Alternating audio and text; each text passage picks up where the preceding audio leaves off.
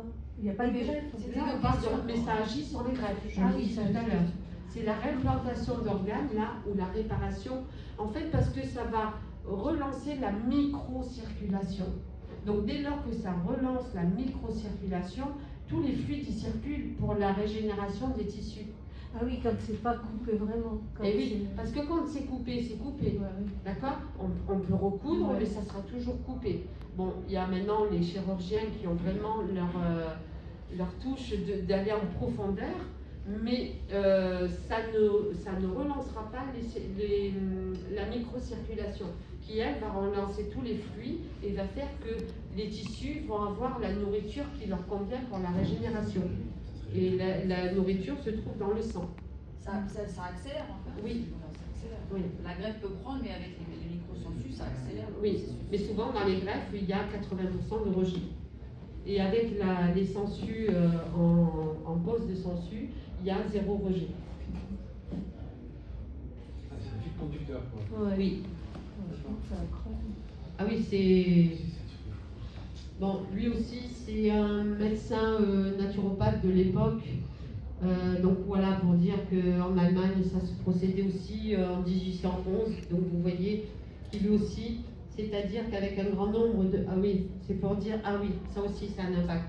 Alors, il faut dire que pourquoi j'en mets plusieurs, pourquoi j'en mets 8 ou 10. En fait, on s'est aperçu au fur et à mesure des années, des expériences, des retours aussi, c'est que si j'en mets 3, les principes actifs qui se trouvent dans leur salive ne vont pas être assez conséquents et considérables pour avoir un résultat escompté. Ouais. Pour ma part, aujourd'hui, j'en mets 8 à 10 et c'est vrai que je prends des moyennes. Il y a les petites, il y a les moyennes et les grandes. Les grandes, je laisse pour les professeurs parce que c'est vraiment aussi un risque plus. Au plus je monte en grosseur, au plus je prends de risque. Donc là, je suis au seuil moyen. En mettant des moyennes, donc il va y avoir plus d'aspiration de sang, de nettoyage, mais en même temps, il va y avoir plus de principes actifs injectés dans votre corps. Donc en fait, moi, ce qui m'intéresse, c'est ces principes actifs. Au plus ils sont en grand nombre dans votre corps, au plus il y aura de meilleurs résultats à l'instant T. Et au moins, s'il faudra des séances. D'accord ? Mon but, c'est pas de me garder avec vous, hein, ou avec moi plutôt.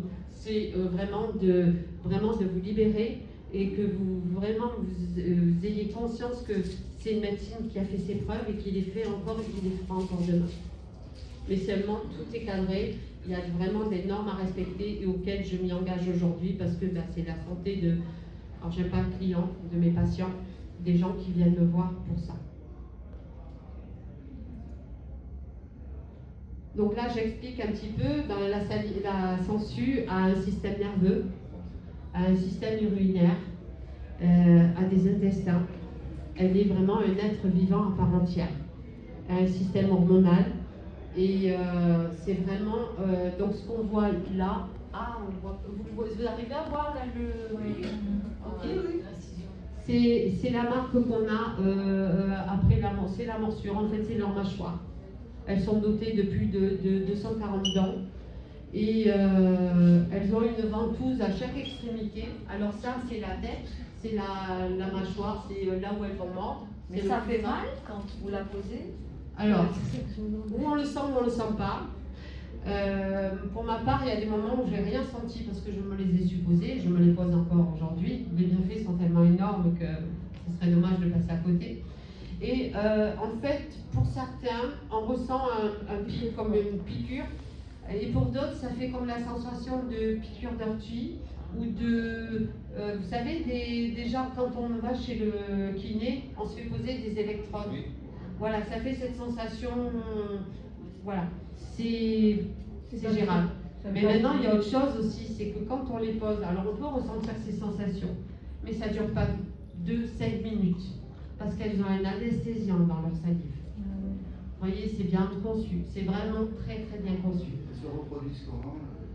Elles sont hermaphrodites. Oui, il me semblait que c'est comme un escargot. Oui, c'est mâle et femelle ensemble. Donc après ça, c'est en laboratoire. Mais c'est vraiment des œufs, il faut de la tourbe, il faut vraiment un contexte bien précis pour qu'elles puissent se reproduire. Et dans la nature, elles n'utilisent pas celles qui sont dans la nature. Non, c'est pas les médicinales. Celles-là sont vraiment pour la médecine. C'était un élevé en fait en laboratoire. Quoi. Oui. Et Ah c'est ouais. pas celle qu'on prend dans la nature. Et on n'en a plus qu'un en France. Il est à Bordeaux. Ces yeux, on va en venir aussi, je vais parler, c'est Ricarindex. Et on va voir un petit peu juste superviser comment ça se passe. Et pour les enlever après, comment ça se passe? Elles s'enlèvent toutes seules. Une fois qu'elles ont fini leur travail, elles s'enlèvent toutes seules. Donc, les mâchoires, elles ont 240 ou 250 dents. Voilà, donc comme je disais, elles ont un système digestif, elles ont un système nerveux, elles ont un système reproducteur, aussi bien mâle que femelle. Et quelle différence avec les naturelles quand elles sont au laboratoire? Mais c'est leur principe actif. Ah d'accord. Voilà. Celles qui sont dans la nature, par contre, elles sont mortelles. Non, mortel, non, mais après, ça va dépendre de la quantité. D'accord. Si vous en avez 8 sur vous, une dizaine, c'est pas un souci. Maintenant, s'il y en a une vingtaine, ça commence. D'accord? C'est le nombre qui est très important. C'est pas comme les méduses aussi, elles prennent le sang. Non, les méduses, elles vous déposent un produit et ça vous fait des